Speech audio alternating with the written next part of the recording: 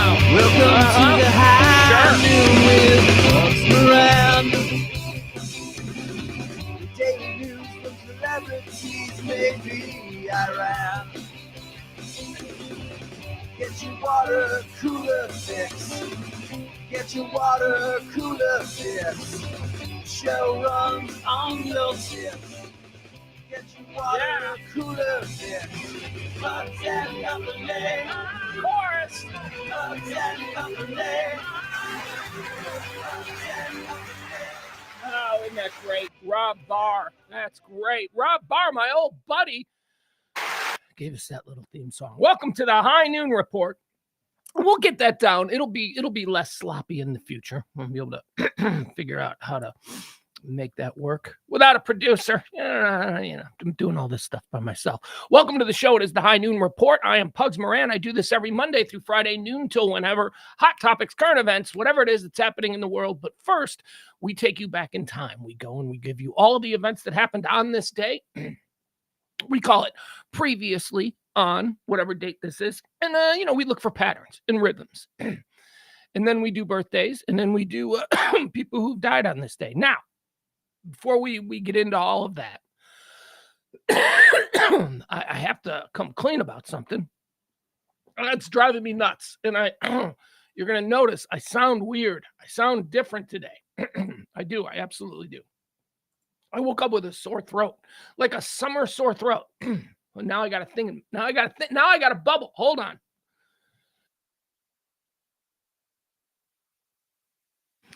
Yeah. I got a weird. I woke up. I get this from time to time in the summer after being exposed to air conditioning for a long period of time. I get a little sore throat, like it's hard to swallow and stuff. So that started to happen last night. And I woke up this morning and I was like, crap, here we go. It's these damn air conditioning sore throats that I'm getting because it's like been 100 degrees for a month now. So the air conditioning is doing its job, but it's also affecting my throat. So I don't know how well I'm going to be able to speak today. And I will be. See, I have to do this all the time. Hold on.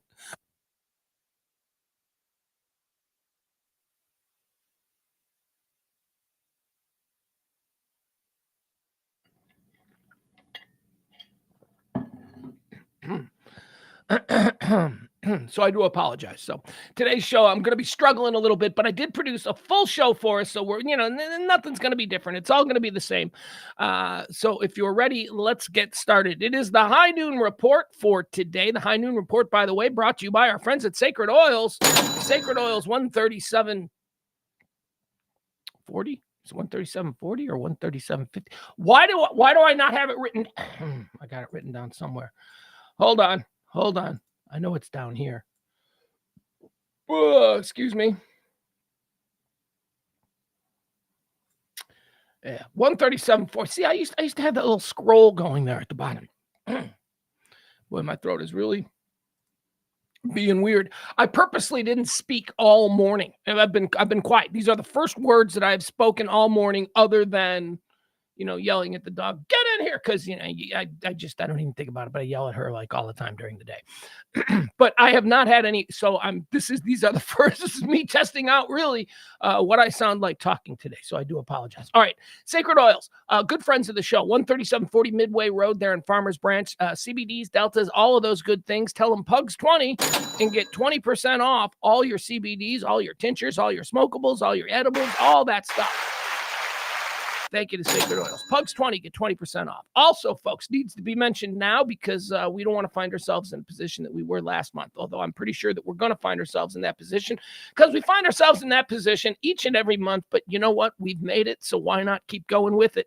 Tip the show. That's right. This show relies on your tips, your kindnesses, Venmo, Cash App, whatever it is. If you appreciate these shows, as I say, we do this show every Monday through Friday for a couple of hours. Or if you tune in at all to the Radio Misfits show, the 9 p.m. stream that we do, me, James, Parker, and E, drop a little something in the Venmo if you can, because that's how we continue to do these shows.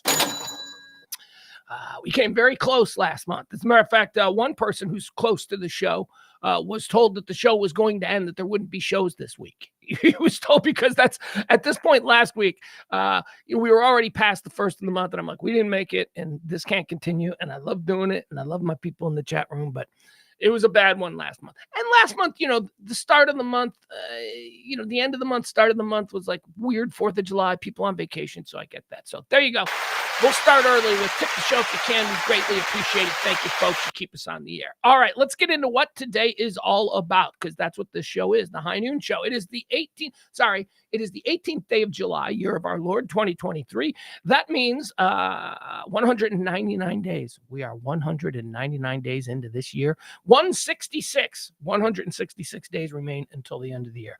All right, let's get into the part of the show that I like best. We call this Erstwhile on this day, or, if you will, previously on July the 18th.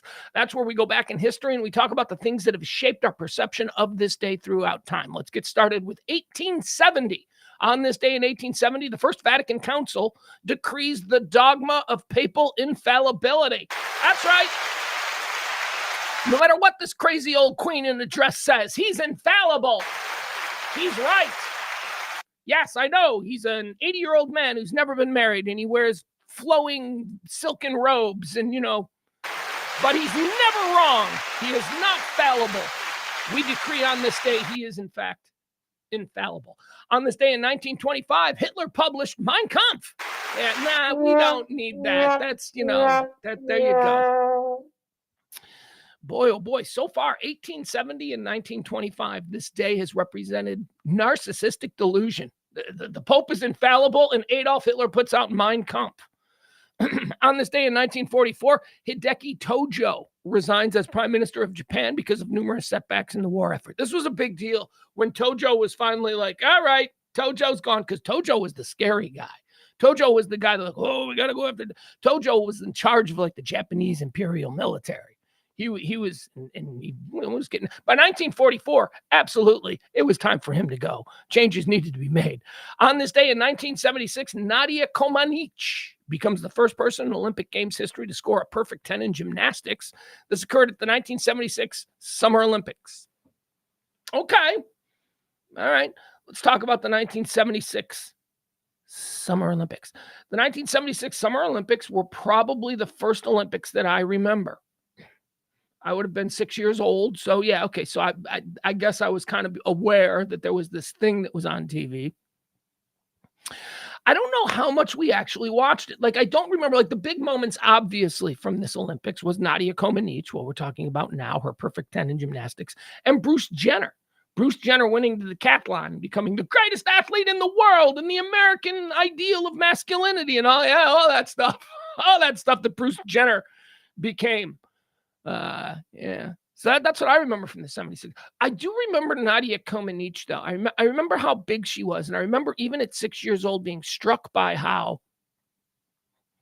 she was supposed to be the enemy. She was Romanian, but still, that was, Soviet bloc. And we saw them as, they were all one thing, us and them, Cold War stuff. And boy, America really sort of took to Nadia Comaneci instead of there being this, or at least to me at 6 years old, I didn't overhear any adults going, she's a commie, screw that little bitch, we got to put a bullet in her head. There was none of that. There was some civility, even though we were in the midst of the Cold War, there was still civility, which we don't have now. In 2023, she was marketed in America, all right? She was on Wheaties boxes. Did she defect? I don't think she did. I don't know what the deal is with Nadia Comaneci. Anyway, she did her routine. I remember this. She did her routine to some soap opera theme. It was a theme from a soap opera that my mom watched. So when she was out there doing her routine, I knew the song, and it became so synonymous with her routine. Even though it had been the theme song of a soap opera for 30 years, it became known as Nadia's theme. And was it the Days of Our Lives? What is that? What? No. Days of Our Lives is Sands Through the Hourglass. No, what was Nadia's theme? Dun dun dun dun dun dun dun dun dun dun dun dun dun dun. What was that? What soap opera was that? Chat room, you guys got to know. Chat room can help me out. Otherwise, I'm going to be stuck on this, and I won't sleep tonight. It'll be one of those things where like midnight, I'll be all comfortable, and I'll be ready to go to sleep, and then I'll go, hey, did I ever find out what that Nadia's theme was the soap opera too? What theme that was the soap opera? Anyway, on this day in 1984, Nadia Comaneci, or 1976, Nadia Comaneci. Montreal, was that Montreal? Young and the Restless? Thank you, Ross. Again, we're going to go with Young and the Restless. JBM says it as well. We're going to go with Young and the Restless. That was on this day in 1976. Montreal. On this day in 1984. Oh, man, I made the mistake of falling into this wiki hole this morning, putting this together. Oh, my God. On this day in 1984, and I don't know why I clicked on it, and I think I was like, yeah, what was the deal with that? I remember that. What was the deal? And then I read the deal, and I was like, oh, God. Oh, take me off this planet. Oh, I don't want to be here anymore. It was on this day in 1984 when the American sport of mass shooting really kicked off. I mean, in earnest, this was like, as far as me, I was 14 at the time this would have happened, about to become 15. 1984, a dude drove to a McDonald's in San Ysidro, California, and just murdered 21 people. Just walked in and started murdering 20. Do you remember that? Do you remember? I mean, of course, here in Texas, we remember Luby's. Luby's happened a couple of years later. But I remember not being as affected by Luby's because I didn't know what Luby's was. Luby's, they didn't have Luby's in the Chicago area. They had McDonald's. I knew I went to McDonald's all the time. You know, that was so the McDonald's one freaked me out. So I fell into this wiki hole about this 1984 McDonald's San Ysidro, California shooting. 21 people were dead. 19 others were injured. So I was like, what was this about? Okay, obviously this guy's not MAGA, right? Obviously this guy's not, crazy far left, protect the environment. This was 1984. What was this dude's issue? And as it turns out, this dude's issue was just, he was crazy. He was crazy. It was 1984. He was married. He was a Vietnam veteran. He had 2 kids, and he had slowly over the course of time began to descend into madness. He had recognized this in him, and he had attempted over the course of the previous weeks leading up to the shooting to get help. He called hospitals. He called doctors. He talked to one helpline where he told them, he said, look, I got really violent thoughts and, these things are happening and I need to talk to somebody and you guys need help. And they put him down as non-critical, which means that they didn't have to call him back for like a period of time. And according to this dude, and I don't mean to make him sound like a sympathetic figure. I don't. I'm just sort of telling you the story of how this played out because, this is the system. And if we want to stop these things from happening, and a lot of people now, look, a lot of the conversation about how to stop these mass shootings are now in the arena of mental health as opposed to gun control, which is fine. We'll start on any platform you want. Let's have the conversation about mental health. As long as you're willing to talk about it, let's make some real important changes because mental health is a real problem in this country. Just take a look outside. People have no idea what they're doing. No idea. So that's why I'm talking about this guy. So he tried numerous occasions to get himself some help. And after not being called back the final time, he took his family to the San Diego Zoo. Spent the morning at the zoo, nice time with the family. Then they went to McDonald's for lunch, and then they went home after McDonald's. He dropped the kids off and the wife, and he changed clothes, and the wife was laying in the bed, and she said, "Where you going?" And he said, "I got to go out." She said, "Okay, because I got to make dinner." And he said, "Don't worry about it." She said, "Where are you going?" Because he was carrying weapons. And he goes, "I'm going out hunting. I'm going out hunting humans." And he left the house. He told his daughter, who was standing in the doorway, he said, "Goodbye, you'll never see me again." And he drove to the McDonald's, and then he just killed 21 people because he was nuts. And he had told his wife that this was happening because he tried to get help. Nobody wanted to help him. There was nothing to be done. And now he had to do what he did. Now, I'm not going to go into the details. There are details. There are step-by-step about each person that he killed and how that person died. And it is absolutely soul-crushing. Babies. He killed babies. There were babies. There were toddlers sitting in high chairs that he executed. It's just unbelievable. 1984. So when people say, this is just because of this. No, it's been going a long time. And if we're going to start to seriously have conversations about these incidents, and there seems to be a reluctance as far as bipartisan conversation concerning the gun issue. Okay, all right, we'll take whatever we can get. People see this as an important social issue. So if you guys want to talk about mental health aspects, let's do it. Let's tackle mental health. Let's really get, because that's a win too. That's a win. Getting people who are without help is important. I can tell you that if I had never gone to therapy and met with people and talked with people, and I did a lot of therapy between, say, 2002 and 2007, about a 5-year period.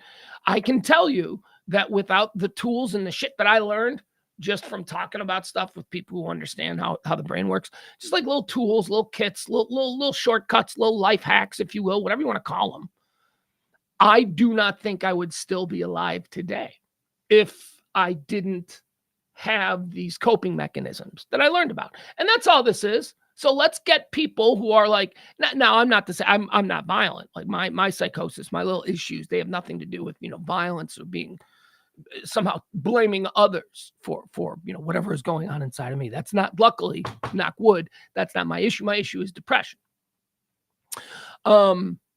But man, I'm telling you, so if we're going to have that conversation and go all the way back here to this day in 1984 with the McDonald's massacre, this has been going on. This is when I believe it started off in earnest. Talk about the University of Texas shooter and all that in the 60s or early 70s. That's fine. It's a little bit different. This was like, which is when people started losing their nuts and just, walking into places where Targets, McDonald's, movie theaters. So, okay, so let's talk mental health. On this day in 1984, the McDonald's massacre occurred. On this day in 1992, a picture of Les Horribles Seigneurs was taken, which became the first ever picture posted on the internet. All right, so here we got to show this picture. So this is the first, I'm going to tell you the story here. This is the first ever picture posted on the internet. First thing the internet ever had. Now it's all images, right? Now you go to, here, let's show you this. And then I'll tell you the backstory on it. First picture ever posted to the internet. Boom, there you go. Now, who is this, you're saying? Who are these crazy-looking ladies? This is a girl group. This is a performing group, a girl group called Les Horribles Cernettes. Okay? Les Horribles Cernettes, the Horrible CERN girls, is how CERN, CERN, that nerdy computer science place. I don't even know what it is. I just know it has to do with nerdy computer science. I know it's like the people that invented the internet. The Horrible CERN Girls was an all-female parody pop group, self-labeled the one and only high-energy rock band, which was founded by employees of CERN and performed at CERN and other HEP-related events. The main claim to fame is that a photograph of them was the earliest photographic image shared on the World Wide Web. Their musical style is often described as doo-wop. The initials of their name, LHC, are the same as those of the Large Hadron Collider. Oh, nerd humor. Nerd humor. Anyway, there you go. That's it. That's the first picture ever shared on the internet. How exciting for all involved.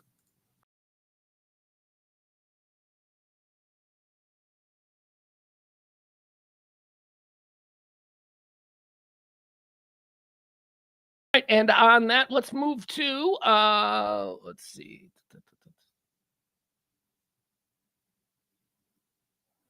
Okay. Sorry, having a little bit of a weird computer connection today. My bars ain't super strong. Sorry about that. All right, that's all right. Let's move forward. Those are the events. That's erstwhile on this day. Let's move on to birthdays. Buonam, buonam, buonam. Here are some birthdays. Born on this day in 1918, Nelson Mandela. Hats here for Nelson Mandela. Nelson Mandela. He was president of South Africa. He was prisoner, freedom fighter, Nobel Prize winner. Born on this day in 1918. Born on this day in 1921. Here's another one. John Glenn. Sure, we take our hats off and we salute improperly at times. Here you go. Salute you, Sir John Glenn. John Glenn was the guy. Like when the original Mercury astronauts were chosen, a lot of them were crazy. A lot of them were just friggin' nutty buckets because they were, a lot of them were like hot shot, risk-taking, fighter pilots and test pilots. And they came from this world of, I'm afraid of nothing, right? They were like, were the original Mercury astronauts. But John Glenn was a little bit different. John Glenn was sort of a scholar. John Glenn wasn't quite, the crazy barnstormer that these other guys were. John Glenn was a military pilot. John Glenn was a military man. John Glenn was very regimented, very orderly. The rest of these guys were just like nutty hillbillies. I mean, don't get me wrong, they're awesome, and they're all heroes to me. But I say that lovingly. The rest of these guys were like racing around in Corvettes and being crazy. Meanwhile, John Glenn was looking at the big play. John Glenn was the only one who seemed to truly recognize what this meant for humanity, what these men in this Mercury program, this project they were embarking on, what this would mean for humanity as a whole forever. They were doing something first, right? So John Glenn's kind of the only one who understood that. John Glenn also, interestingly enough, he was very protective of his private life, whereas all the other astronauts, Life magazine and, the astronaut wives all became famous. John Glenn's personal life was kept secret because John Glenn's wife, who would go on over the years. I mean, John Glenn went on to be a senator and he ran for president, and his wife became this incredible philanthropist and, person who, anyway, during the time of the Mercury projects, 20-something-year-old John Glenn's wife, she had a stutter. She had a really bad stutter and a really bad speech impediment. And because of how people talked at the time, she wasn't said to have a speech impediment. She was described as being retarded. It was his retarded wife. Like, that's like everybody just kind of thought John Glenn married a retarded woman. Because in 1964, if you had a speech impediment, just a retard, just one of them. She would go on to, of course, do incredible things, John Glenn's wife. Happy birthday to John Glenn. Born on this day, a true American hero. Would have made a great president. Senator from Ohio. True American hero, John Glenn. Born on this day in 1921. Born on this day in 1929, Dick Button. Dick Button, he's the ice skating guy. I don't know what his deal is. He just always appears on TV around, Winter Olympics. Not anymore because he's like 95 or something, but he used to. Now it's all like now it's that chicken, that super flamboyant guy. Whatever, Dick Button. I don't know. Back when I was watching Dorothy Hamill, it was probably Dick Button who was describing the action. Born on this day in 1929. Born on this day in 1937, Hunter S. Thompson.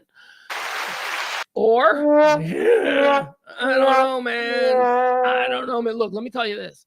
As a young journalism student, who's embarking on this career, around about the late 1980s, early 1990s, Hunter S. Thompson was a hero of mine. I love the whole idea of gonzo journalism without guardrails, journalism live as it unfolds. I loved that entire approach to journalism. And I thought 19-year-old me, Hunter S. Thompson, was an absolute heroic American individual. And 19-year-old me. Modern day me, who now looks back at Hunter S. Thompson and I go, what a freaking waste. That guy he was capable of so much, and he just devolved into this narcissistic, he believed himself to be, he bought his own hype. That's what he did. He bought his own hype. All the hype that me as a 19-year-old was willing to heap on Hunter Thompson, he kind of bought. So when you look back, take a 30,000-foot view of Hunter Thompson's life, his career, his works, and all that kind of stuff, there's very little nobility there. There's very little. The stories that he did were wonderfully entertaining, but they weren't admirable. Like, he wasn't exposing great corruption. He wasn't, he was documenting a side of society that some of us found fascinating, and he ended up embracing it. Is he an interesting man? Oh, one of the most fascinating men that ever lived. Hunter S. Thompson is a weird, fascinating, brilliant guy. But do I feel the same way about the legacy of who Hunter Thompson was as a 50-something-year-old man as I did at 19? No, because I think you grow up and you go, did he really? He did that? Really? Like he shot 2 women just because there's stuff about him that you're like, yeah, he's not an admirable guy. He's kind of a fucking nut. And there you go. Happy birthday to you, Hunter Thompson. You were born on this day, and for much of my life, you were one of my heroes. But now I'm all about the John Glenns of the world. Born on this day in 1940, James Brolin. James Brolin, American actor. He's Josh Brolin's dad. James Brolin sleeping with Barbara Streisand. I think James Brolin could do better. Actually, can he do better? Here's the thing about James Brolin and Barbara Streisand. Like, James Brolin was a sex symbol for his entire career. James Brolin was like, that dude's hot. You know, he can get anybody. And Barbara Streisand, she's just like the most powerful person in Hollywood. She's super powerful. And what? Barbara Streisand? No, she really is. She's powerful. And so Brolin kind of hooked up with her. And it's like, well, it's like a power move, because when James Brolin married Barbara Streisand, suddenly James Brolin became different than just the guy. Wasn't he on like Hawaii 5-0 or something? Or like, wasn't that like, where did James Brolin come from? He wasn't an A-lister. He's kind of like a B and C lister. And that's how those Hollywood marriages work. You can't have two A-listers. You can't have Brad and Angelina. That is not going to work. You got to Brad, like if you have an A-lister, like let's say your A-lister is Brad, in order for him to be successfully married to another person who works in Hollywood, he's got to be with someone at the caliber of maybe a Kristen Bell. That would be a good pair. I'm sorry, Dax Shepard. Dax Shepard and Kristen Bell, they're not at the same level either. Dax Shepard is below Kristen Bell. She's far more bankable. But if Kristen Bell were to be in a relationship with Brad Pitt, that might work. Because that's like A-list meets high C, B-list. Yeah, that'll work. But you can't have these people. Why did I say Kristen Bell? Now I see why I used Kristen Bell. Okay, put a pin in that. Born on this day in 1940. James Brolin, who married and became much more famous when he hooked up with Barbara Streisand.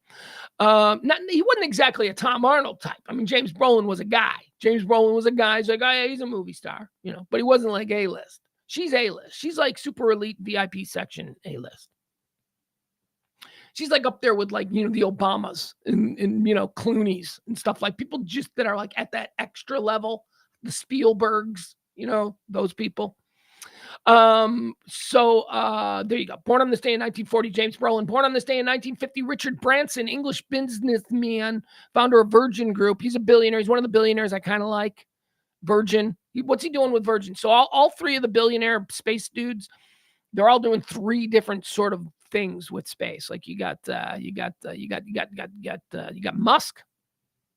He's got what has he got? SpaceX.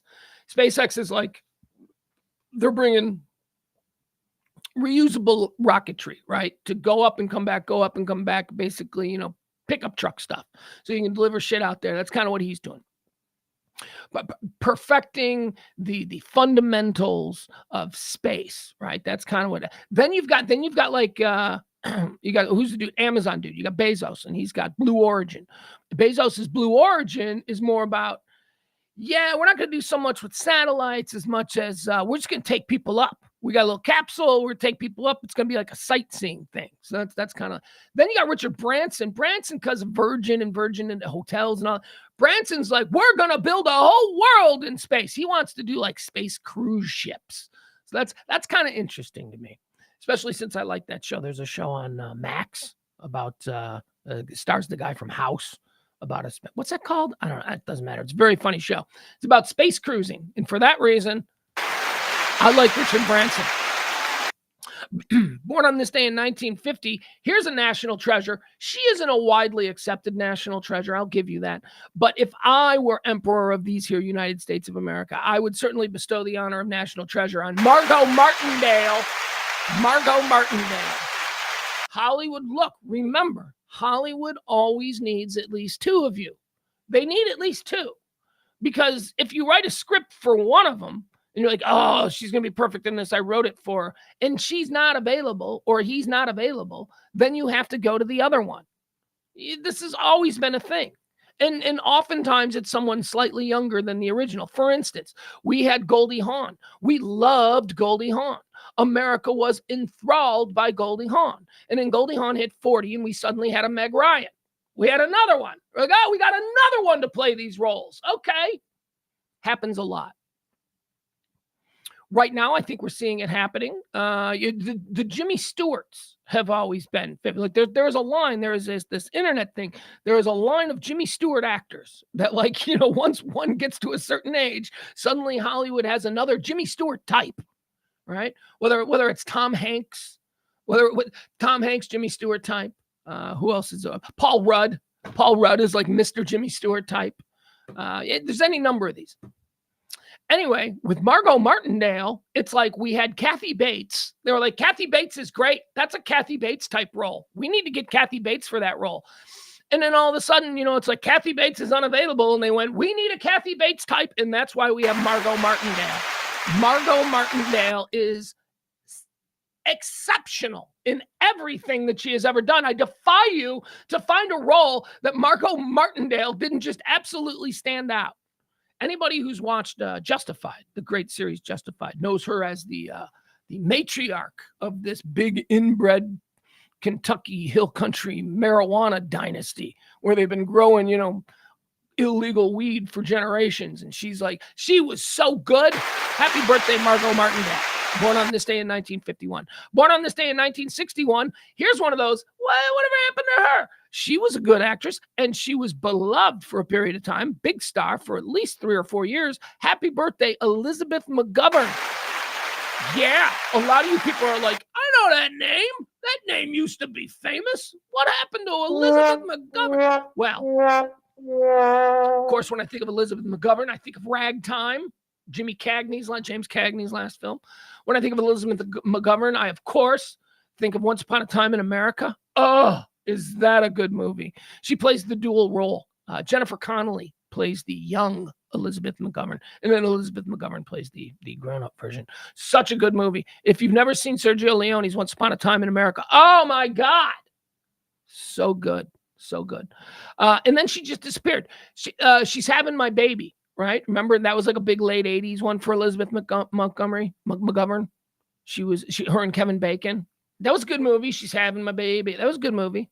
That was fun. She was good in that. And then nothing. Where have you gone? Elizabeth McGovern. Born on this day in 1961. Born on this day in 1967. Here's a guy that won't seem to go away. Vin Diesel. Great actor.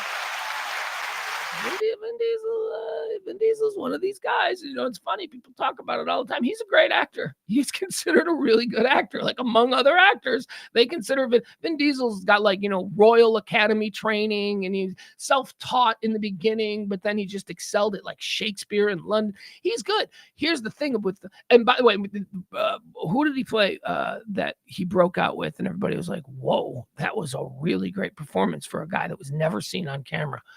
Pitch Black. That's what it was. The Pitch Black, where he played the crazed serial killer who was being transported, and all you heard was his voice. Anyway, Vin Diesel. Look, you get a choice in Hollywood. You can be the respected guy who's worth $20 million after 15 years in the business, and you've got a whole bunch of Academy Awards and trophies from movies that nobody has seen because they're like adaptations of Jane Austen bullshit and stuff. You know what I mean? It's like, ugh.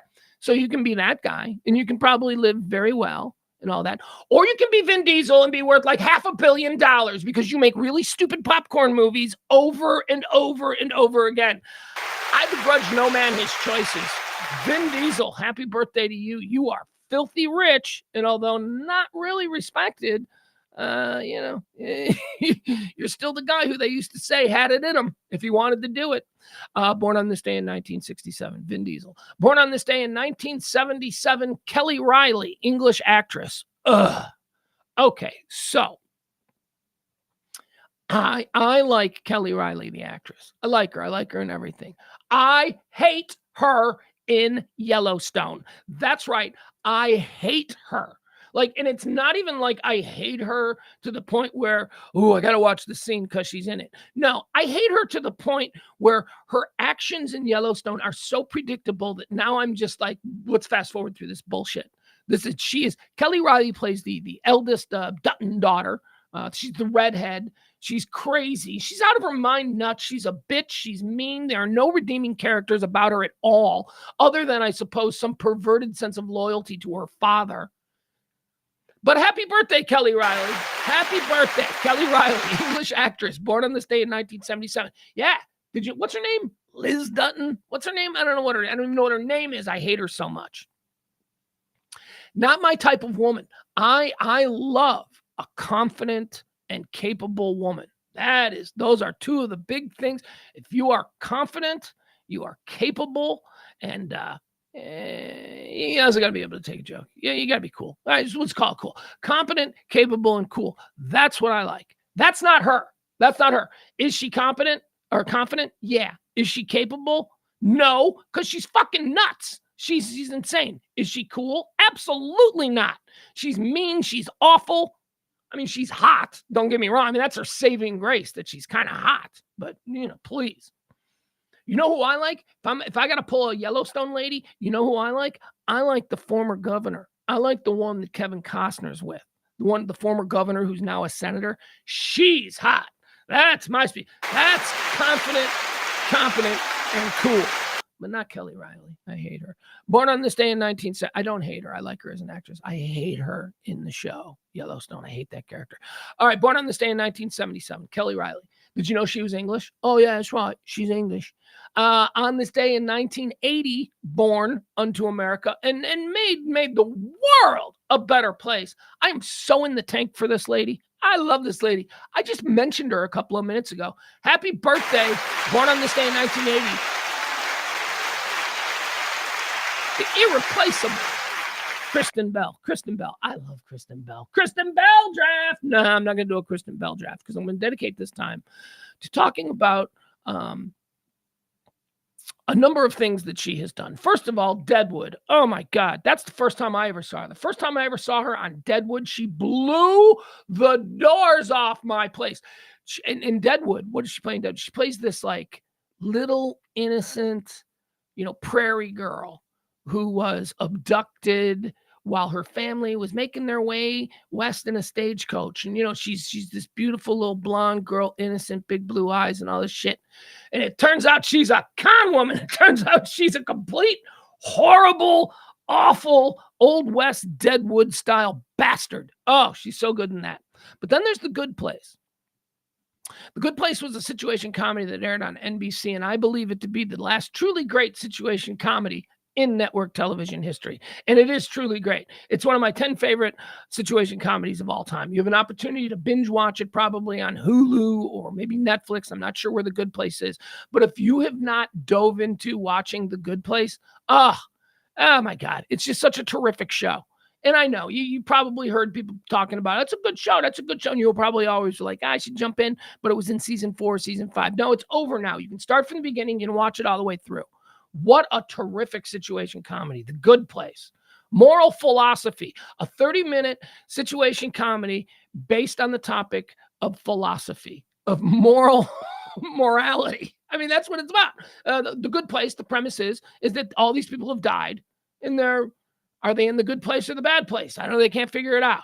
Are they going to the good place or are they going to the bad place? Are they in purgatory? Is this a waiting room? What is it? Ted Danson's fantastic. The Good Place. I can't sing its praises enough. Wonderful, wonderful show. Kristen Bell. Happy birthday, Kristen Bell. One of my favorites. On this day in 1792. Oh, let's do some. Is that it for birthdays? Yeah, that's it for birthdays. All right, let's do these are the people who've died. These are the people who've died. Folks who have passed away on this day in history. Dead on this day in 1792, another great American, John Paul Jones. Scottish-American admiral and diplomat, and he the founder of the United States Navy, John Paul Jones, and also a bass player in Zeppelin. No, that's just a dude with the same name. John Paul Jones died on this day in 1792. Do we care? Yeah, we care. Anchors away, my boy. He wrote that. Just don't Google it. Born on this day, or dead on this day in 1954. How about Machine Gun Kelly? That's right. Do we care? No. Nah, he's a murderous bastard with a cool name. And now we got some D-bag running around using the name Machine Gun Kelly like he invented it. Nope. Machine Gun Kelly, American gangster. Dead on this day in 1954. Dead on this day in 1969, Mary Jo Kopechne. Do we care? You're damn right we care about this one. Yeah, we care. I know you Kennedy ass slurpers, you want us to not care about this one, but we have to care about this one. This was an absolute outrage. How Ted Kennedy, although, liberals, Democrats especially those of my make, the Irish Catholic Democrats, they're always like, the Kennedys, Ted Kennedy was the lion of the Senate. He should have never gotten those opportunities. He left a woman to die. That is a fact. That is a fact of nature. Ted Kennedy got into an accident. He drove the car off the bridge. The woman that he was with, that was not his wife, who he wasn't supposed to be with, drowned because he extricated himself from the car, got himself to dry land, and then went home. He didn't try to save her. He didn't, and then tried to cover it up. I mean, this entire situation is played out in Succession. I don't know if you watch Succession, the television show Succession, where Kendall Roy accidentally kills somebody in a car that's taken him from a party to get him drugs. It's the exact same thing. And the American people were brainwashed into thinking, nothing to see here. This shouldn't affect his Senate run. The man made a decision in the moment that this poor girl was going to die because it was embarrassing for him. It was embarrassing for him. It was embarrassing for his family. So this woman had to die. That was a very real decision that Ted Kennedy made. Now, he may have spent the rest of his life regretting it and wishing he hadn't made that decision. That's fine. And that's good. That is good. That is what somebody who we might have some hope for the future might feel. But it doesn't matter. He shouldn't have gotten to be a senator. He certainly shouldn't have ran for president in 1980. This is a very real fact. He abandoned somebody who was dying, somebody who was not his wife, there is nothing that can condemn you morally more than that. When another human being is in mortal peril. Well, he was in mortal peril. In mortal peril. When another human being, you have to act. You have to help them. Unless, of course, they're trying to kill you, then, laws of the Old West. But what I'm saying is, he had an obligation as a human being, as a decent human being, as a person who we might even ever consider voting for president. He has an obligation to those standards to have tried to have helped, and he didn't. He ran away because he was trying to protect himself. So you know what? Do we care about Mary Jo Kopechne? Yes, we do. Do we care about Ted Kennedy? No, we don't. That's family. That's some bullshit that happened on this day. 1969, Mary Jo Kopechne. Dead on this day in 2005. How about this guy, William Westmoreland? Do we care? No, we don't. We don't care about this son of a bitch either.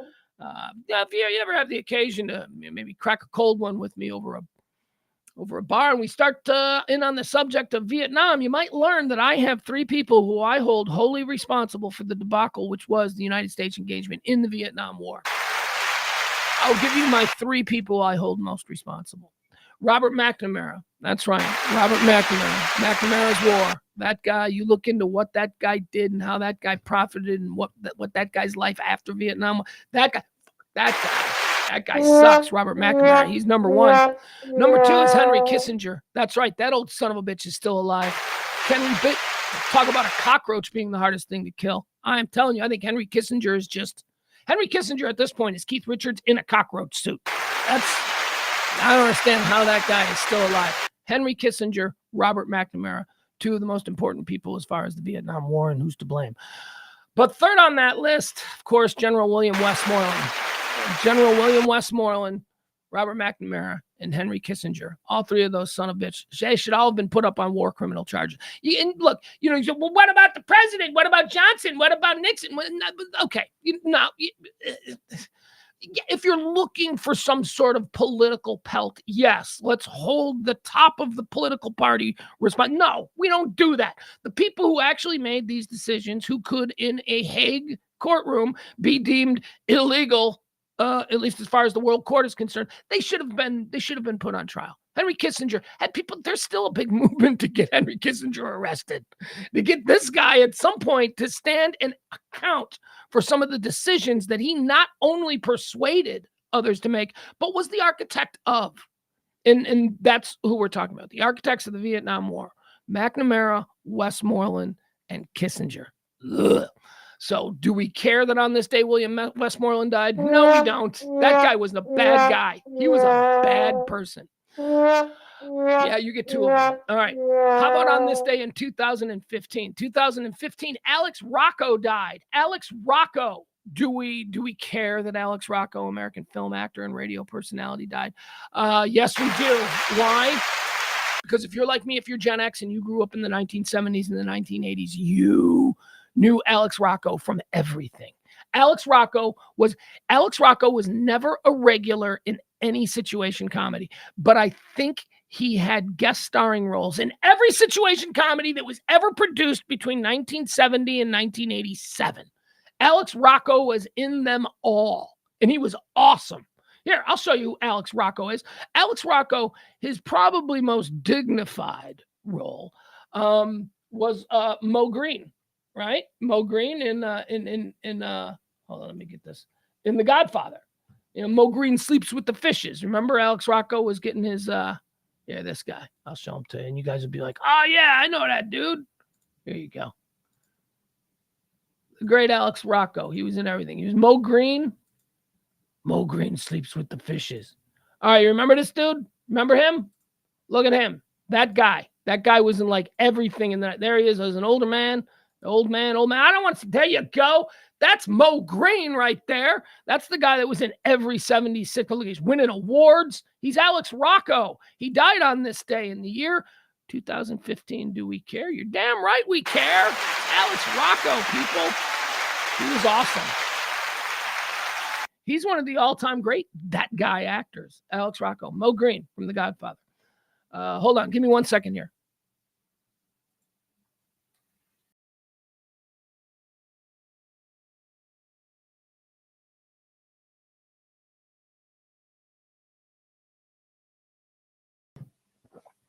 All right, we're back. And finally, here in the P's are the people who've died. These are the people who've died segment of the show that we do each and every day.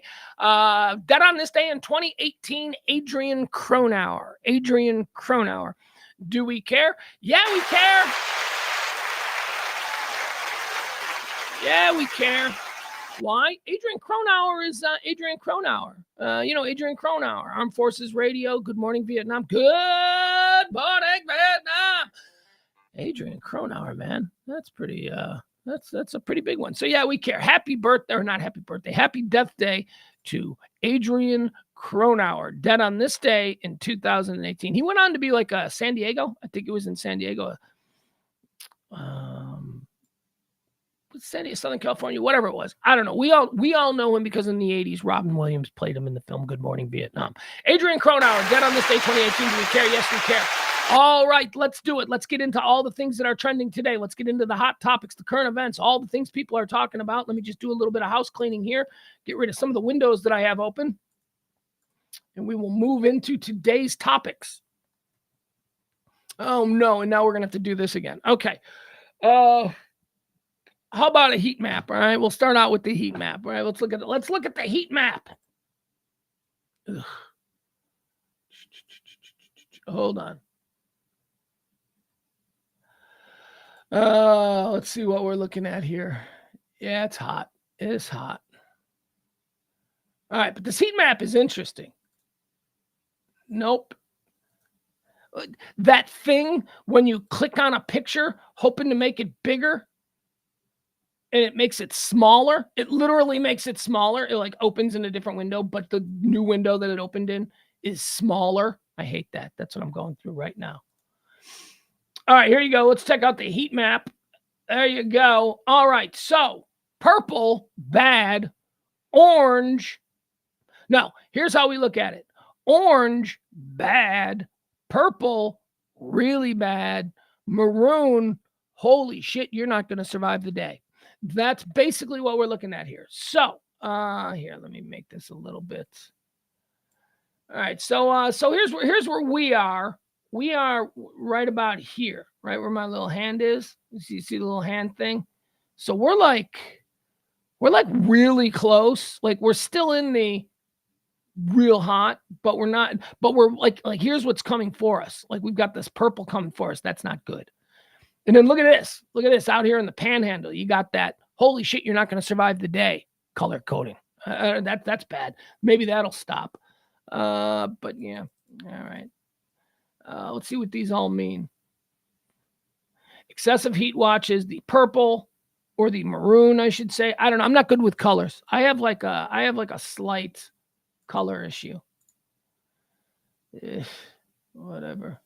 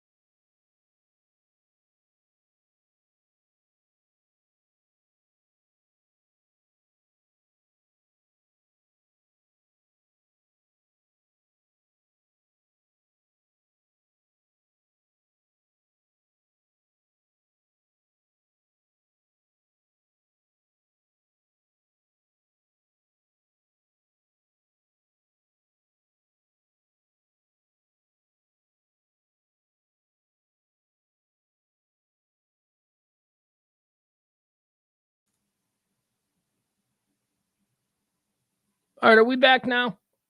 All right, chat room, give me a little help here. Are we back now? I'm not even sure if we're back here. We just had the heat map just completely threw us off. So let's see. Yeah, we're back. Okay. All right. So heat. That's obviously the big story that's trending number one here. The southern United States is in its third week of an extreme and stubborn heat wave that refuses to budge. Continues to set records as nearly 100 million Americans remain under the heat alerts from South Florida to northern Nevada. The intensity of the heat wave probably peaked on Sunday in California's Central Valley and the desert southwest. Southwest. Temperatures climbed as high as 128 degrees. Okay, so they're still pushing that 128. Ain't got 130 yet. You never got to 130. Call me when you get to 130. That's the number I'm looking for. So there you have it. It's hot. It's hot. It's hot in places. It's hot all over. Here in Texas, it's hot, and that's why ERCOT is trending as well. ERCOT is the electric right. What does ERCOT stand for? It's a terrible electric reliability commission, Electric Reliability Commission of Texas. I'm thinking that's it. I'm going to go with that. ERCOT. Yes, I'm going to lock that in for $100. Electric Reliability Commission of Texas. Let's see. ERCOT demand for power in Texas hit a record high on Monday as homes and businesses kept air conditioners cranked up to escape a heat wave. The Electric Reliability Council of Texas. What did I say? Commission? Fuck. The Electric Reliability Council of Texas, which operates the grid for more than 26 million customers, representing about 90% of the state's power load, has said it has enough power to meet the soaring demands. All right, we shall see here, ERCOT. I'm not one of these people that, there are people, and trust me, I hate these people right now. There are people, and most of them not here in Texas, people who will not be affected with. There are people actively hoping that our power grid fails. There are people out there who see some sort of political advantage in the ERCOT grid going down again, as it did once 2 years ago during a freak winter storm when they weren't ready for, this is summer. Texas is ready for summer. Texas understands summer. But because I'm here, now I may not, the politics behind the granting of ERCOT and their license and all the bureaucracy that's involved there, we can pull that apart if you want, but not now. That's not what we're talking about now. Right now, we're talking about the system we have and whether or not it's going to make it. And I, for one, am hoping against hope that we make it, because I don't know if you noticed this or not, but it is currently, hold on, let's see. What is the current temperature? Oh, at 10:39 this morning, it was 96 degrees. It is currently 102 degrees here in beautiful Highland Park, Texas. So I would just assume that the ERCOT grid stay reliable, at least for the next 24, 48 hours. I don't know. I don't know if we're going to get a break, but even then it's going to be like 95. That'll be the break. So we're still going to need power. Anyway, just stop it. I see these people. I'm seeing these people on threads now. Certainly see them on Twitter, but you see these people who are like, it's going to fail any minute. And I'm like, why are you? You're in Ohio. Why are you rooting for us in Texas to have to go through some shit that none of us want to go through? So, oh my God, please stay on. I do not want to live in my car because I will not.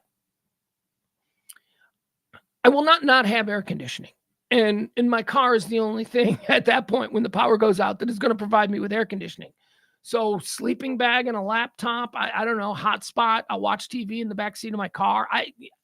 There is no way. I do not want to live like that. I do not want to live out of my car in my driveway. So let's hope that, ERCOT keeps their shit together. So far, so good. Stop rooting for its failure, please. Powerball is trending. Powerball, we all love this story because, hey, who doesn't like to dream, right? Well, guess what? Powerball, not only did it have another rollover on Saturday. Remember I told y'all, I was like, what did I say? I think I said buy Saturday. I did. I told y'all to buy Saturday. I have to apologize to you because I didn't buy Saturday. I forgot to buy Saturday, the Powerball. Powerball was on Saturday up to like 800 million. And it rolled over. And then it got up like last night, it was like 950 million. And then last night again, it rolled over. So we're over $1 billion. We're over $1 billion now. The next Powerball drawing is coming Wednesday. So, get your tickets. Now's the time. Now is the time. It's people are like, you're never going to win. I go, okay, you're right. I'm never going to win. But my rule is that when it gets over like, 500 million, why wouldn't you try? What is the harm in trying? And there is no harm in trying because remember, I'm Mr. Mental Health. Remember, I'm Mr. Any little tool or little trick that I've maybe learned when I was younger and how to like get through life today, I utilize. And this is one of those tricks. So I don't play the lotto every day. That's a stupid waste of money. And that seems like something a degenerate gambler might do. So that's not me. But when it gets above 500 million, I go, you know what? What are we talking about here? $1? $2? We're talking about $2 for this Powerball? $2 for a chance at 500 million. Now we get into the conversation about mental health. So what happens in the time that I buy that ticket, that $2 ticket? I'm out $2. But what is $2? $2 isn't really anything. You can't buy anything. And in this case, what am I buying? I'm buying a really cool fantasy. I'm buying a real cool fantasy from this moment until that ticket is deemed worthless, which it probably will. But it is good for us to have hope. It is good for us as human beings to have something, even if it is just a fantasy, to lean into, to get us through the next 12 hours or whatever the nonsense is of this day. It is nice to have these things. And that's what these moments provide. Do I think we're going to win? No. But we need things. We need as human beings. I'm just telling you. So it's going to be up over $1 billion for the drawing on Wednesday. It's one of them deals where like, the drawing's for $1 billion, but if you want it all in one lump sum, then you'll get like 12 grand. It seems like the number that it gets, like when it's $1 million, it's like, okay, so let's say it's $1 million. So you want $1 million. You can have that in installments, or you can just have 700,000 now. And you're like, okay, I have 700,000. And then if it gets to like 10 million, it's like, you've just won $10 million. You can have that in installments, or you can have $2 million right now. And it's like, you're like, wait a second. When it was just $1 million, the cut for you guys was only 300 grand, but now it's up to 10 million and your cut is 8 million. What? Anyway, that always seems a little bit bullshit. So I don't know what the worth, I don't know what the one-time payout, I don't know. Let's say they're saying it's going to be 1.1, possibly 1.1 billion on Wednesday. And it's still not even going to be the biggest of all time. So what is the payout? Let's just say it's 600, because and it's probably less. It's probably the one-time payout on 1.1 billion is 300 million. How do you guys get to keep 800 million? How is that? Because I don't trust that you're going to be around in 20 years to be cutting me checks annually. That's because that's what this is about. It's not, you are not going to, I don't trust this. I would rather just have it in gold. Just back it up in a truck, put it in my driveway in gold, I tell you. So let's say 600 million. 600 million, let's carve another 300. Let's another 50% in taxes because, suddenly this is what happens to a lot of these people. They get like, $100 million in a lottery. And then they're like, how did they take so much in taxes? How come when I hear about rich guys, they always, have these loopholes and these ways? Yeah, because they were rich first. They've like built up to it. You're a plumber who suddenly has $100 million. You don't have any of the tax shelters and you don't have any of that stuff set up. You're just all of a sudden you're taxed on that 100%. So let's say after the 1.1 billion, we're running around with like 200 million. Let's just say, and I know that's an absurdly low number, but we're having fun with it. $200 million. That's worth $2. That's all I'm saying.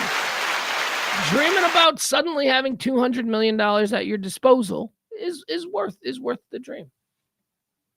I'd do good with that money too. I would do good. I'd give it all away. I would give it all away. I know I've said that, and I know you people, some of you broken people who don't understand me, some of you people are like, oh, he just says that now. No, look at the tatters of my life. My life has been completely destroyed by my stupid tethering to principles, my reluctance to just do it for a paycheck or just, do this or do that and make these compromises. Can't do it.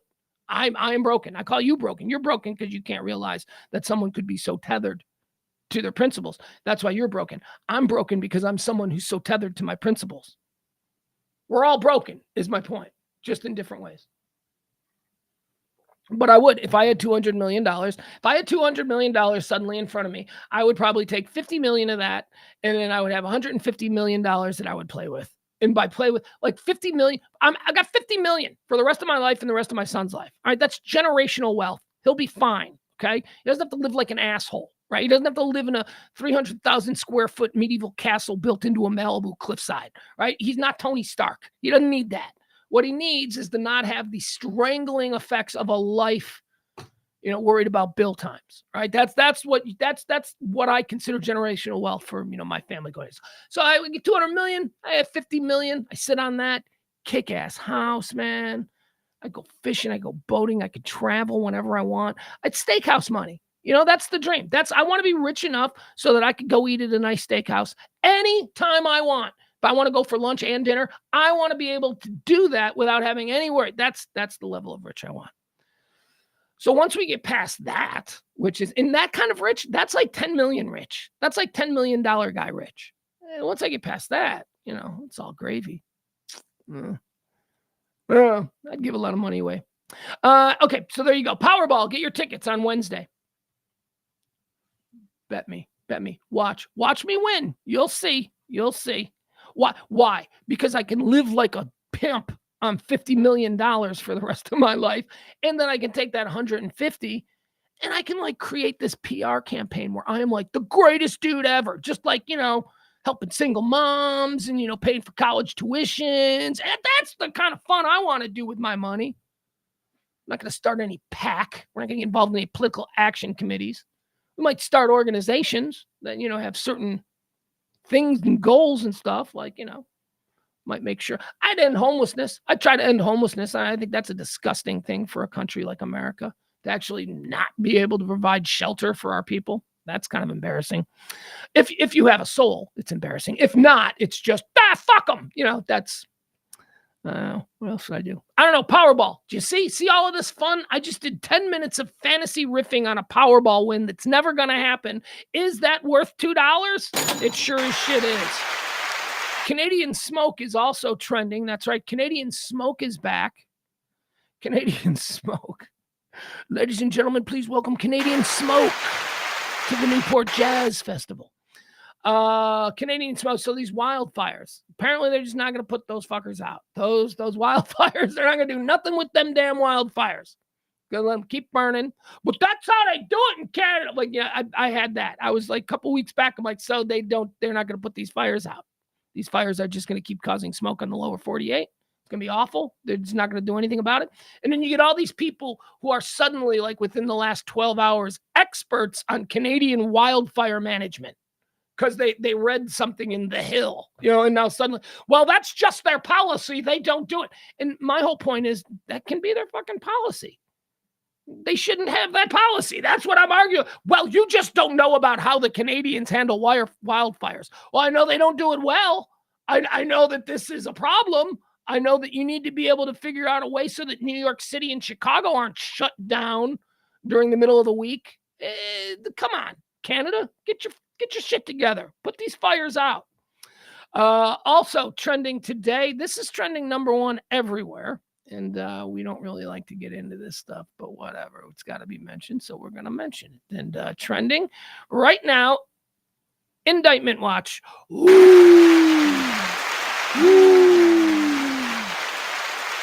We got another indictment watch. Trump is 2 for 2 on the indictment watches. Trump has tipped the hand twice in the hours before he was officially indicted. He did this once before New York State indicted him in the Stormy Daniels nonsense. I don't even know what that's about at this point, but he was indicted there. And then the second one is the documents situation, Jack Smith and the documents. He was indicted there. And before he was indicted there, it was like a couple of days beforehand where Trump was like, I just received news that I'm going to be indicted. So when Trump says he's going to be indicted, that means that a letter of intent has been sent and received to his attorneys. The letter of intent states that the investigation is planning to indict you. We've determined that after the investigation, we're going to indict you. Former President Donald Trump has said that he's been told he is a target in the January 6th criminal investigation by special counsel Jack Smith. See, these are all different, right? Like, I don't know if people...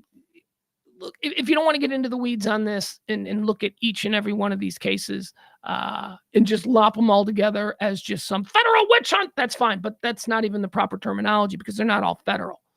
2 of them are state. One of them, the state being Georgia, which is, you would think a pretty good state for him. So the Georgia indictments, those are coming. Those are having to do with election tampering. The New York Stormy Daniels thing, that's states. The stuff that special counsel Jack Smith is involved in. Now, remember, special counsel was appointed so that you could avoid this is just the politicized Biden White House. So they go out and they get a special counsel. This is an independent person from the outside who was brought in to conduct an investigation without being beholden to the White House. That's the whole point of the special counsel. That doesn't matter, though, because now people are going, Jack Smith is Biden's special. That's not how it works. That's why you get a special counsel so that you're not reliant upon the current Justice Department. So anyway, so Jack Smith is doing the federal stuff. And the first thing that he tackled was the documents. So he went after the documents and we got those indictments. So this is about the January 6th. This is a whole other stream path in Jack Smith's charge of duties.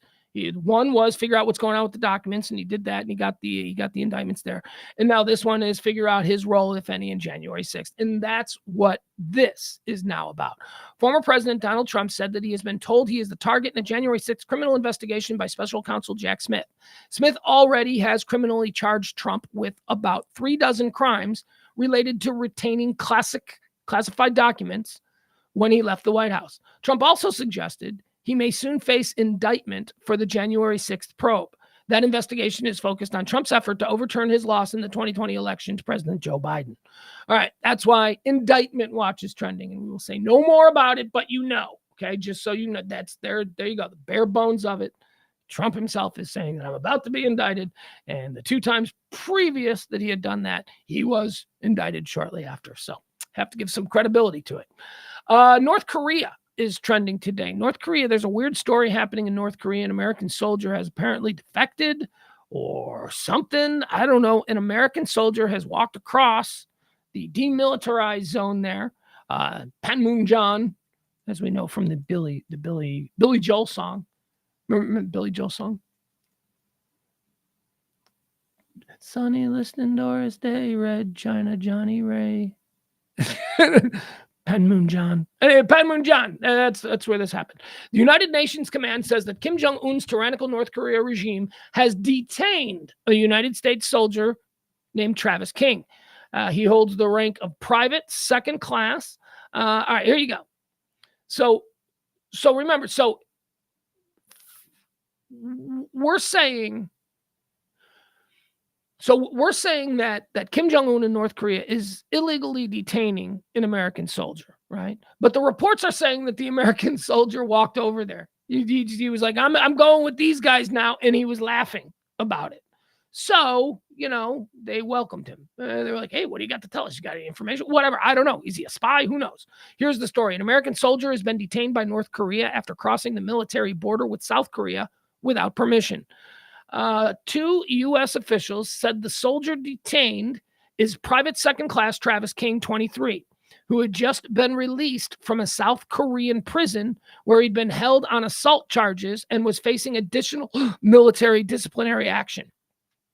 Okay, so dude is a U.S. soldier in South Korea, partying it up, I'm sure. Gets himself into a little bit of a bar fight, ends up in jail. Realizes, oh my God, I'm in so much trouble. This is going to be bad. I'm not going to be able to get a job at Burger King when I go back home because I'm about to be drummed out of the military service for being an asshole. So he gets released from prison or jail, whatever, they lock him up. Maybe he got bailed out. So he got released from jail there in South Korea. And apparently that's when he decided, I'm just going to go over to North Korea. I would rather go live in North Korea and all that entails, which I wonder, does he know what that entails? He said, I'd rather go live in North Korea than go back to America. Maybe he's got nothing. I don't know. We'll see. Probably thinks he's going to live like a king over there. I don't think so. At a briefing, Defense Secretary, but is this going to turn into this guy? Like this guy, okay, so he goes out, he gets drunk, gets into a fight, ends up in jail, realizes that he's going to face all kinds of military issues, and these are going to have blowback back home. He knows the kind of trouble that he's in. So in that moment, he decides, I'm going to go join North Korea. I'm going to go walk across the border. Laughing. He was described as laughing as he walked across the border. Are we going to start seeing online, we're supposed to feel sorry for this fucking guy? Is this going to be like, why isn't Biden bringing home brave American soldiers? This is a drunk idiot who started a fight, didn't want to own up to the problems, didn't want to get sent home in handcuffs. And so he's going with North Korea. And now you bunch of bubbleheads are online going, this is an American soldier and Biden's not doing anything to get him. I don't think we should lift a finger for this guy based on what I know. Based on what I understand about this guy, he's a fuck up. And, what has he got? Well, it turns out that he was like, some classified guy and maybe he was a spy all along. Now we got a bigger problem. Sounds to me like he's just a D-bag. He's just a complete D-bag who screwed up. He's not a serious person. He's a fool. And he made this completely ridiculous decision that, well, instead of being in trouble with the United States Navy, I'm just going to defect to North Korea. You know what? Screw you, dude. We better not see any sort of cause celeb be hung around your neck. We better not start seeing your name trending with people, making this political now. What a D-bag. At a briefing, Defense Secretary Lloyd Austin confirmed the crossing was deliberate in that he was concerned about the situation. So Defense Secretary is saying, yeah, no, he went over on his own. He wasn't kidnapped or anything. He just went, I'm out of here. Says here, we're closely monitoring the situation and working to notify the soldiers next of kin. Well, that doesn't sound good. I'm absolutely foremost concerned about the welfare of our troop. Yeah. A defense official told CNN there was no indication the soldier was planning to defect, and he was not escorted to the airport because he was no longer in custody. So they just let him out. They just let him out of jail for getting drunk and fighting. His flight, ABC News reported, was bound for Fort Bliss, Texas. An official also told CBS News the alleged defector managed to join the border tour after somehow managing to return through airport security. I don't know what this means. A witness told the broadcaster that the man in question ran away from the tour, laughing as he did so. This man gives out a loud, ha, ha, ha, and just runs in between some buildings and disappears. South Korean news site Daejeon Libo added North Korea is trying to recruit King. They're probably trying, but what does he know? He doesn't know anything. The military demarcation line marks the border between North and South Korea, sometimes known as the Armistice Line. It is surrounded by a demilitarized zone and is one of the most heavily fortified areas in the world. In a statement, the United States Command said a U.S. national, without authorization crossed the military demarcation line into the Democratic People's Republic of Korea. We believe he is currently in DPRK custody and are working with our KPA counterparts to resolve this incident. Let's not work too hard. This guy, he wants to run, laughing like, okay, you can stay over there. Let's not, whatever you think of Biden, don't make this out like, this dude is some hero and that it's just another indication of how awful Biden is if he doesn't rush to save this clown. This dude's a clown. Let's see how this plays out. Well, now it's going to start a war. You're going to let some D-bag who didn't want to take responsibility for a bar fight be the reason that we could possibly get into a nuclear conflict with North Korea? Stop it. Stop it. Let this guy go. He's got nothing. He's a private. He's got no real information. Once they realize he's got nothing, he's going to want to come back. And then it'll be, please, I want to come home. You watch for that in a couple of years. The big story. Oh, we got to rescue him. He's such a brave guy. No, we'll remember this story. We'll remember him laughing and running between buildings and disappearing across the demilitarization zone. Whatever that is. All right, North Korea. That's why that's trending. Gigi Hadid is trending. I don't know who Gigi Hadid is. She's a model. I understand. Like if you were to say to me, Gigi Hadid, first thing that comes to mind, I'd go, hot. That's all I know about her. Hot. Could I pick her out of a crowd? Nah. Unless it was just like a bunch of ugly people. And I'd be like, yeah, that's probably her because I hear she's hot and that's the hot one. But I don't know who she is, right? Like, is she a DiCaprio girl? There's like a whole bunch of these girls that I just think of as like, okay, they're like DiCaprio girls. Is she an Instagrammer? I don't even know. Like, is she a legit fashion model or is she like an Instagram model? And Instagram models are not legit. They're not. They're just pretty girls who create thirst traps for lonely, sad dudes. Gigi Hadid is trending because she's been arrested in the Cayman Islands after drugs have been found in her luggage. Supermodel. Is she a supermodel? We throw that term around. We really do. Supermodels, we throw that around a lot. Supermodel Gigi Hadid was traveling with marijuana purchased legally in New York City when she was arrested in the Cayman Islands with a friend. Gigi Hadid was arrested in the Cayman Islands for being in possession of marijuana before being released from custody. Reports suggest that the model and a friend arrived on a private plane, and custom officials are said to have found ganja and utensils used for consumption of ganja, found a bowl, in their luggage. It said she had began her trip on July 10th and was arrested at Owen Roberts International Airport.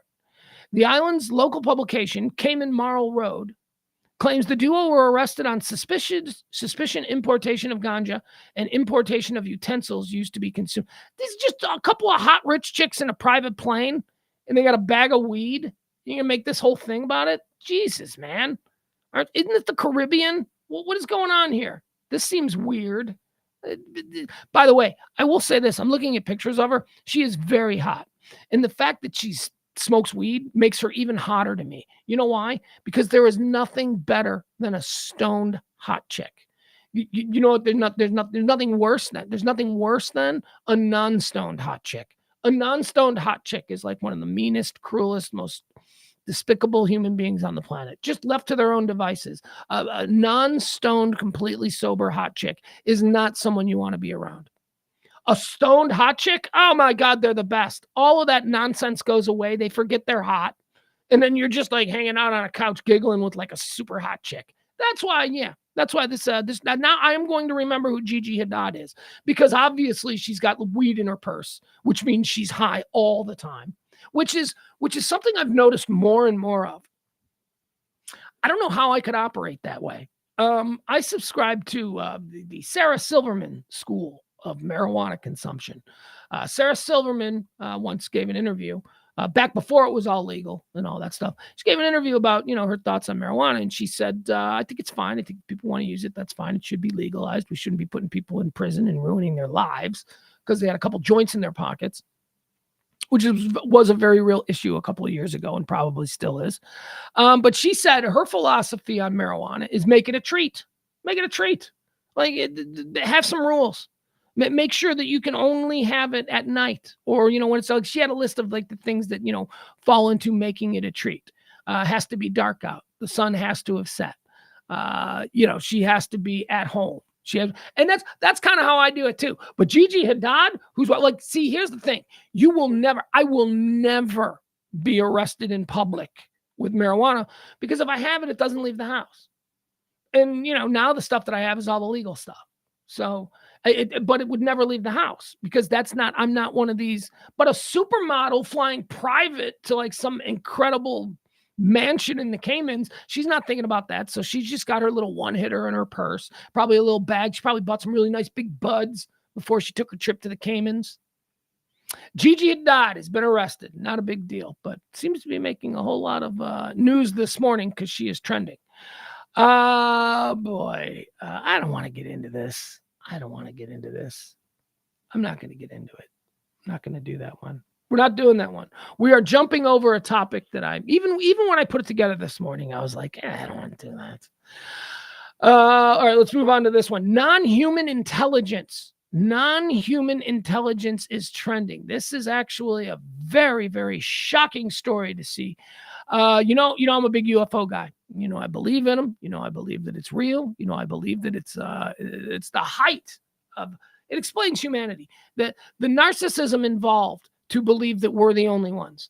The narcissism involved to accept that our universe is ever expanding, and that we are discovering new and the idea that we don't. Let's just put it. Let me boil it down. We don't know dick about any of that stuff. And acknowledging that we don't know dick about any of that stuff, doesn't make us shorter. Actually, in my opinion, it makes us taller, because acknowledging what you don't know is the way you discover new things. But if you're just like, it ain't possible. We've been to the moon. You can't live up there. So obviously, in all the rest of space, there is no place where no living organism. So I've always believed that's sort of the height of narcissism. And look, I understand a lot of people are scared. That's a scary prospect. Big tough guys are like, there's no such thing as aliens. You're just scared. You're just scared because you don't want to go down the road of what that means. What does that mean if there are aliens? You, big tough guy who rolls his eyes. Okay, crazy people with UFO talk. We're the only ones. You're that guy.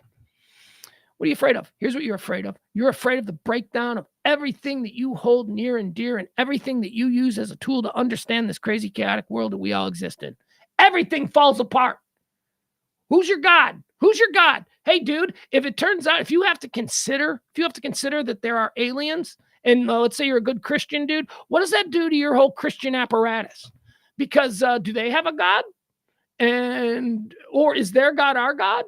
And we thought we were our God's favorites, but why did our God let these guys come to us? We can't get to them. So obviously God must like them better. So who are we? I'm telling you, some of us couldn't handle the questions that would arise from the sudden, we're not alone. And all the stuff about religion, about how, God created all of us. Turns out that our God's kind of a punk. He's a secondary God in the universe. How would we handle that? How would we be like, wait a second, is there one God or many gods? See, the questions are endless. Anyway, fascinated with this stuff. Comes news today of a very big and a very serious thing that's happening. Our government, our bureaucracy, which I typically do not support in any way, shape, or form. But in these endeavors, I am quite encouraged by what I've been seeing. And that is they're taking the AAP and the UFO and the existence or the conversation about whether or not it's possible that there could be other people out there. They're taking that conversation seriously for the first time ever. Not for the first time in a long time, or not there. No, they're taking it seriously, and they're not doing it in a way to just appease the crackpots, because everything now in America is about appeasing some little pocket of crackpot. Like, oh, we got 2,000 nut bags in Jacksonville. What can we say that they're all, you know what I mean? That's what it's about. So, but that's not what this seems to be about. It's not about just appeasing crackpots. These are very real, very serious conversations about some charges that some people have made. Some whistleblowers have come forward. Some very serious people who are not. And then I was in the back 40 of my old granddad's ranch, and I saw this thing come out of the sky. It's none of that. I mean, these guys are like, senior defense intelligence analysts and, pilots and, like legit people who you need to listen to. So that's what's been happening. And that's been happening now for a better part of, a year or so with our government. It's incremental. It's not just going to be overnight. They're going to go, hey, aliens exist. No, it's going to be that slow creep of familiarity so that at some point, maybe 18 months down the road, we're like, oh, yeah, they talk about this stuff all the time. It's totally normal. Yeah, I guess it's possible. That's how you change the narrative. If you flip the switch, if you just like all of a sudden go, all right, everybody, aliens are real. You have mass chaos. People don't know how to handle. So it's this, what's been happening. What we've been seeing with this government is this slow incremental creep to acceptance of the reality that, hey, we're probably not alone. For years, it was keep it from the people because they can't handle it. Again, going back to the whole religion thing I was talking about and any number of other moral dilemmas that the idea that we're not alone would bring up. But we're starting to take it seriously. There seems to be that we're working on this small creep. Senate Majority Leader Chuck Schumer, Democrat, that's a good one, Democrat of New York, along with a bipartisan group of 5 other senators. This is the other thing that I like about this story. Bipartisan. These, you know why? Because I don't think they know the political advantage of this issue yet. So it's like, so you got all of these Republicans going, this could be a good one for our crazies. And then you got all the Democrats getting into it going, this could be a good one for our crazies. When in the meantime, they're going to lend it credibility. Thus, the rest of us in the middle, the non-crazies, are going to be like, okay, all right, maybe now we're on board. Who knows where this is going to lead? Senate Majority Leader Chuck Schumer, along with a bipartisan group of 5 other senators, introduced extraordinary legislation suggesting that the United States government or private contractors may secretly possess recovered UFOs and biological evidence of living or deceased non-human intelligence. Huge. This is huge, man. This is huge. This is like monumental. Now, I know it's not about Hunter's laptop, and I know that it's not about, documents and they were stored in I know it's none of the fun stuff. This is fucking monumental that the United States government is now passing legislation that takes this issue seriously. This is big. This is really big. This is like, I always tell this story, like back in 1997 when they figured out the human genome or whatever it was, the DNA thing. I remember I was listening to talk radio and back then, and on the night this happened. And I remember listening to the talk radio host talk about how nobody else is talking about this story. This is one of the greatest achievements in human history. He's going on and on about what they were able to do. And now here we are 23 years later. We take all of this, 23andMe, we take all of this totally for granted. That I know that I'm descended of the lords of Saint Alban or the Baron of Courcy. Like, I know all this stuff now because of that shit that happened in 1997. It's these little stories that in the moment we don't pay any attention to that turn out to be the most important story. Certainly on that day, and I think it was 1997 when that was done, nobody even, maybe it was like the kicker story on, the nightly news. And finally tonight, scientists in Germany and Great Britain have done what they believe is the finalization of the DNA. Blah, blah, blah, blah, blah, blah, blah, blah. Have a good weekend, everybody, for ABC News. And then that was it. That was how they treated that story.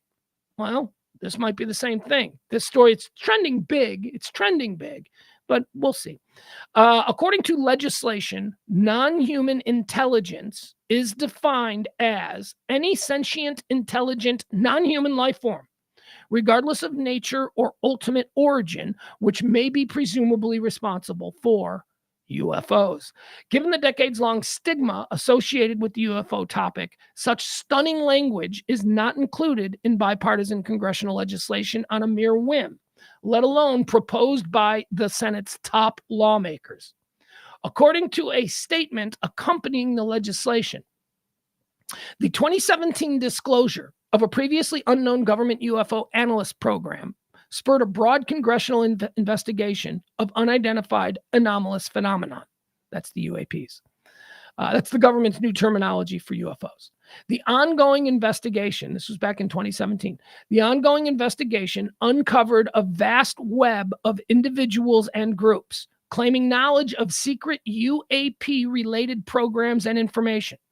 So in 2017, when they started looking into this, they started poking around and they found all of these people who we've heard about in the past few months who have come forward and gone on record as saying, yeah, I don't know, didn't look like it was from Earth. You've got people who are going on record saying these things. Let's see. According to Schumer, the sheer number and variety of UFO-related claims led some in Congress to believe that the United States government was concealing important information regarding UAPs over broad periods of time. Yeah, like 100 years. Like 100 years of swamp gas, or them was just weather balloons. 100 years of that. And now finally, they're getting together and they're going, okay, maybe it's time we actually look into this. The proposed legislation follows explosive allegations by a former intelligence official, David Grush, that secret UFO retrieval and reverse engineering programs were illegally hidden from Congress. Importantly, the powerful investigative body that oversees the nation's intelligence agencies found Grush's allegations to be credible and urgent. All right, so this is like an outside body. This isn't Congress, right? So there is this outside investigative body that oversees the nation's intelligence agencies. Okay, so there's this outside agency that kind of is a watchdog group for the intelligence community in our country. They took all this evidence and they deemed it what was the words that they used? High profile, private practice.